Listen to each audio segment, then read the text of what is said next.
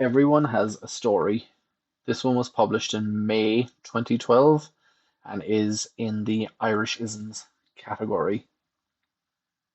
The first 6 months I spent in America made me a bit of a recluse.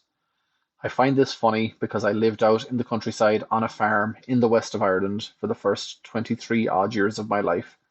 I had to come to a beautiful leafy suburb of one of the better known cities in the supposed greatest country in the world to become a hermit. Working in retail now, in a part of the world where Irish people are not in short supply and are universally loved, has given me a new lease on life, and I have come to realize one thing. Every American has a story about Ireland. These stories may or may not be rehearsed, like a well-crafted lie as to why you had to stay at a friend's house after a night out because you were too drunk to get home, and polished, like the old lad's shoes before he goes to a funeral, for such an occasion as they meet a genuine Irish person. You know, one with the authentic leprechaun accent. The conversations always tend to go along a similar track. Their eyes light up when they hear the accent, and thereafter the conversation follows a very strict line, as if there is a how to speak with and relate to Irish people 101 class at some point in the US education system, culminating in a two-part examination. Part A involves getting dropped in the middle of Southie of an evening, successfully negotiating your way into an Irish bar, and having a picture taken with your arm around a sweaty Irish man holding a pint of Guinness at 4 a.m. Part B of the exam is also completed on that night, successfully acquiring a job on a building site, nannying/babysitting for the women for the next morning, i.e., 2 hours after leaving the pub. Guideline for conversation with genuine Paddy: compliment the accent and refer to it as a brogue in the process where possible. Ask what part of Ireland the person is from. Following the reply, act as if that is exactly what you had hoped the person would say and pretend you have heard of the place. Do not, under any circumstances, attempt to repeat the name of the place. At this point, the conversation can swing any one of four ways. The person proclaims their love for Ireland before admitting they have never been there. The person proclaims their love for Ireland before admitting they've only been to Dublin.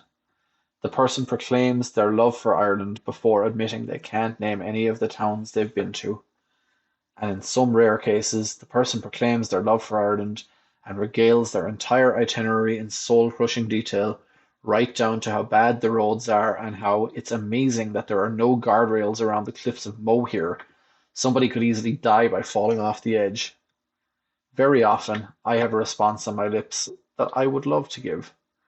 I couldn't give a flying pile of steaming shite, and not even my own shite, but the shite of a cow that you saw on the side of the road in Connemara as you drove through it 27 years ago. I couldn't even give you that shite. That is how little I care about your story. That is what I want to say, and yet the fact that I'm Irish forbids me to. Instead, I smile at the appropriate times, nod curtly, and add in a joke at the correct time. There are two reasons why I do this, both involving money. One, I might get a tip if I'm a good Irish laddeen. Two, if I'm a good ambassador for Irish people, these wealthy Yanks might take a vacation in my country again and spend all their money there so that we aren't in a recession forever. There is a third reason. Of all the nationalities you can find in Home Depot, I am the only one who gets called out on it. I have never heard anyone stop Moses mid-sentence, ask him where he's from, and then proceed to regale him with a Liberia-related anecdote. Richie doesn't have to write down Dominican Richie on his apron because people don't ask him where he's from 12 to 15 times a day. And Tom doesn't have to tell anyone he is Italian because he is loud, arrogant, and looks like Super Mario.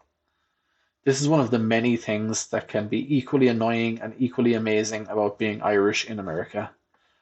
We Irish have a unique brand, and when you are not overexposed to it, it can be an amazing thing.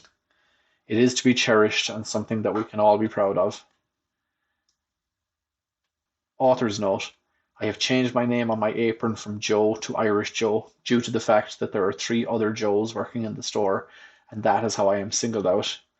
The other three Joes are Joe, Joseph, and Joe D, so I had no other choice. That's the end of that one.